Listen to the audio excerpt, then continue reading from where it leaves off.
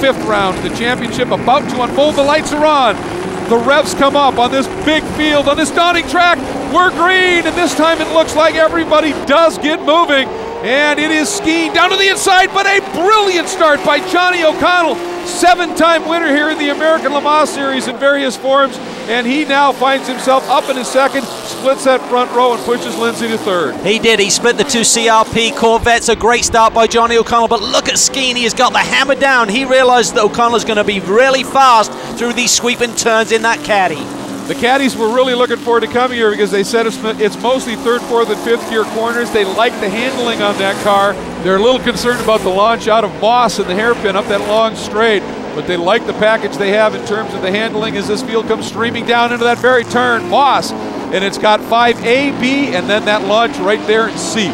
Look at skiing. These Pirellis may not be up to their right temperature yet, but he has got the hammer down. That is really the ultimate opening lap by Mike Skeen. He's got the gap on O'Connell. He doesn't have to defend. Here comes Lindsay up the long back straightaway, trying to make a move on O'Connell. Boy, Lindsay got a great launch. Here we go. Lindsay on the outside. Johnny O'Connell knows this track.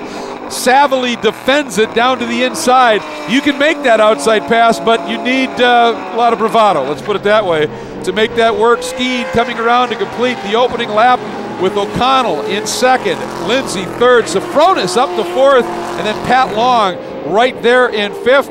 You know what? Johnny's made a career out of driving yellow Corvettes. You got to think this is one he'd really like to run down and pass now, huh? Yeah, he's used to other people chasing him in yellow Corvettes. Devin Cates in the VW, problems down in turn 2, it looks like.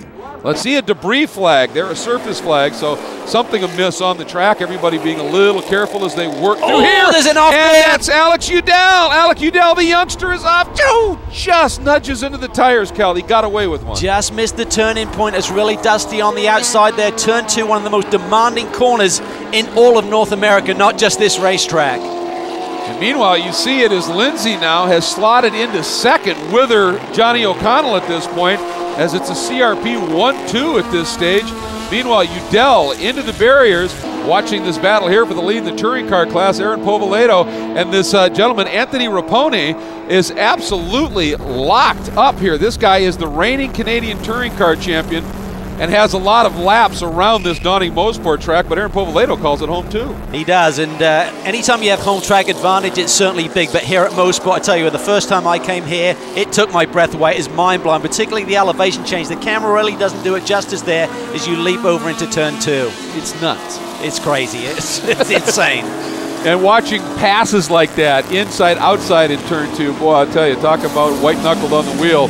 And Mike Skeen right now executing beautifully. Pat Lindsay slots into that second spot. There is Safronis. Now, here we go. Traffic for Skeen at a key point, getting the launch here out of this hairpin. Cal, it's everything. It is. He's got a nice gap, though. He can be really patient there through the traffic. We expected these cars to be quick here. Remember, Ron Fellows drove these cars to victory in round 2 here last year at Mosport. CRP have done their homework. Right now, they're running 1-2. I think Ron Fellows drove that car to victory here, so Skeen has a lot to live up to. Here we go. That's Ben Crosland. We hop on board in the Ford Mustang FR500S. There's those, and there's also the new 302S Boss, and he's running one of the older Mustang Challenge cars that's been updated and giving it a great ride. This is that turn 2 area. Look at this. It's a double apex. You try and clip it there, then you tighten it back up as you go down the hill. Meanwhile, traffic again for the leaders. We're just bouncing around here because there's so much going on. And on this track, look at Lindsay. Here's the decision. Now, where do I go? Because it's this blind approach. Oh, and Alec Udell is off huge. And is this a similar section of track? We're on board with him here. Yeah, he's coming down into turn 2. There's traffic to the inside. Oh, he's in the grass already, it looks like. Right at that turning point, similar to what he did the lap before, but then he just nails that tire barrier. Huge. You don't typically run off there so early in the corner, have as much later, and that tire bundle just hit him head on. Oh, wow. Skeen now. You saw it from the onboard, the wreckage here as Skeen drove by as he now gets back on it here out of Moss and up on that long Andretti straightaway. But a huge shunt right there for Alec Udell, and we see full course cautions. We have a full course caution, absolutely, with that incident. Here we go. Pace car is in. Skeen leading him around. Teammate right behind. and that Hawk Brakes machine. Skeen, of course, in the Krager Wheels vet. Oh, look at Johnny O'Connell wanting to be opportunistic again, and James Safronis giving it a thought as well. But Skeen, confident, and just takes the normal line, carries a little more speed into the turn as a result, and look at that, already has a couple of lengths on the exit. Yeah, he's just taken off once again like he did at the start of this race. Certainly Safronis look at Lindsay, that is scary wide in turn 2. Boy, and you can see it held him up, it held O'Connell behind him, cost him time, and Skeen as a result gets a big jump right now. And look at the margin he's got already, Cal, it's huge. Well, if he's being a team partner there, certainly Lindsay did a great job for Mike Skeen, the current leader, but O'Connell's all over him. Meanwhile, let's hop on board with Lawson Aschenbach. That's a run for the lead on Povaledo. That is a brilliant move down to the inside. Now we're on board with Povaledo, and Aschenbach makes it stick, slides through and underneath. And that is a great pass for the lead, Cal. It was awesome. Out of turn 9, he just carried a bit more speed, slid it into that brake zone for turn 10, and that was through. But you need some help from the guy you're passing, otherwise it can get ugly. And Mike Skeen suddenly has a big lead over that chasing group, and this is why, oh, it's Lindsay. You saw Cal a fireball out from the bottom of that car. He's done. He is, and the big concern is he may have dropped oil right in turn 1, one of the fastest corners here at Mosport, and that'll be a concern for everyone who's following him through that corner. Closing in on the finish of this 5th round of the championship, the Pirelli Grand Prix of Mosport, presented by Optima Batteries. And with Lindsay's issue, Mike Skeen has some room, but Johnny O'Connell is suddenly throwing down some very quick laps, and he may have been saving that caddy, Cal.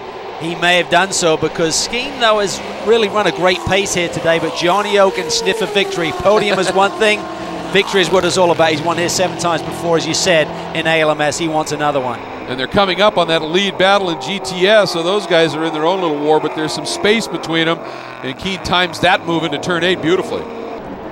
That caddy looks really awesome through these fast sweepers here at Mosport. Again, we talked about it before, down these long straightaways. Hurts a little bit there, but it's all about the balance, the different venues that we run throughout the course of this schedule. It's all about having a quality there. Well, they gave the Cadillac, a little bit bigger restrictor, but they added 100 pounds, and they said we could move the ballast around, gave the handling, but they're still slightly down in straight line, aren't they? Weight will typically slow you down, Greg, but when you can use that balance to fine-tune the race car, and where you put the weight will typically give it a bit more grip and settle things down. So a lot of experience on that caddy crew. I'm sure they've done their homework. Johnny O'Connell working traffic. Boy, trying everything he can to try and stay with Skeen, and he just can't. Now, Skeen got a nice run there through the traffic. 1 lap to go. Johnny O's got a big gap to fill here on this final lap. Down through turn 1. Boy, Johnny has been through here so many times. We kind of were joking about it earlier in a yellow Corvette, and now he's chasing one here down into that turn 2. So the brake lights flash there momentarily. You probably just touched those. You definitely want some anchors when you get down into these high-speed sections. Meanwhile, let's hop on board with our GTS leader, Crosland, the young rookie, 18 years of age, doing a brilliant job. And you can see Safronis in 5th coming by. There's Andy Pilgrim looking to get a 2nd straight top 5, and Crosland coming up on his own traffic. Yeah, and he has to be careful because Eric Foss is not that far behind, so there's a lot of pressure on this young man as he tries to finish off the job here. Yeah, Foss pretty experienced in this series, maybe not in these cars. Crosland actually would have the edge there. It's an interesting mix. This is Moss. There's the approach. Now you're 5B, and then here's that key exit 5C and that climb.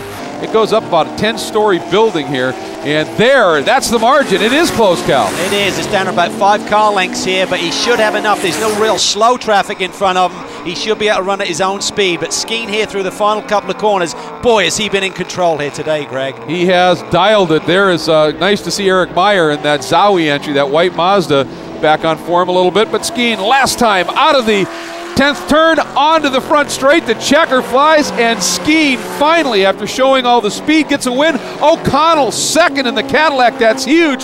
Dascalo's 3rd, and the best run by far for Caddy at this point of the season. But Skeen getting the win. Boy, he's been waiting for this one. They've been quick, just had those little reliability issues. Meanwhile, here's Crosland, Cal. Can he hang on? Yeah, Foss is close, but what a day for this young man. His first victory in World Challenge. Superb performance. Yeah, he narrowed it down to, what, 3 car lengths. So Crosland feeling some heat, doing a nice job at this stage. And here's Aschenbach, nobody in front of him. Boy, in the last lap, when you're leading and you've got some guys fairly close at hand, that's what you want to see. Aschenbach, clear run through this last turn and putting Honda back on top. Here he is. And boy, did he open up a margin. There's Raponi in 2nd. Povolato coming across the stripe in third. Another good solid run for him after the win out in Miller. So let's take a look at how it finishes. Here it is: Skeen, O'Connell, and Daskalos overall, and in GT, GTS, Crosland, Fossa, DeSalvo. Great run by DeSalvo. And Aschenbach, Raponi, and Povolato, your podium in the touring car class. So absolutely some phenomenal racing here for Anthony Raponi, the defending touring car champion from Canada, coming in with a great run. There is Skeen enjoying the moment here with this win. There is Mike getting the win. The question is, can he do it again? Because round 6, the second of the doubleheader, coming up next here at Mosport. Don't go anywhere.